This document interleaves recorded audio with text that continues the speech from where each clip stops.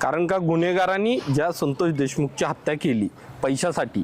आणि एक मराठा समाजातला होतकरू नेता पुढे येत होता आणि या गुन्हेगारांनी अशी प्रकारे क्रूर हत्या केली की ते लहान लेकरं आहेत, शिक्षणासाठी बाहेरगावी होते, त्यांचं भविष्य यामुळं बिघडलेलं आहे आणि भविष्यात अशा गुन्हेगाराला कुठंतरी आळा बसण्यासाठी सदरच्या पोलीस प्रशासकाला जरा ताकद मिळावी म्हणून ही मी सध्याला